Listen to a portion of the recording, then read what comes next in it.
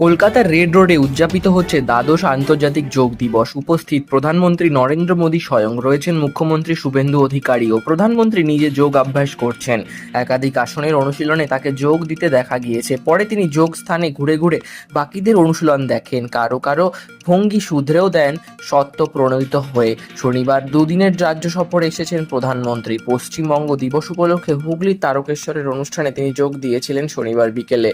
রাতে থেকেছেন লোকভবনে, তারপর রবিবার ভোরেই পৌঁছে গিয়েছেন রেড রোডে। আন্তর্জাতিক যোগ দিবস উপলক্ষে সেখানেই যোগ ব্যায়াম করেন তিনি। নিজের আসনে বসে এবং দাঁড়িয়ে কিছু অনুশীলন করার পর চত্বরে ঘুরে বেড়ান একা একাই। মঞ্চে রয়েছে মুখ্যমন্ত্রী, রাজ্যপাল আর.এন. রবি এবং রাজ্য প্রশাসনের শীর্ষ আধিকারিকেরা।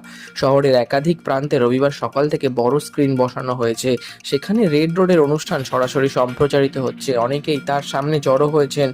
স্ক্রিনের সামনে পেতে দেওয়া হয়েছে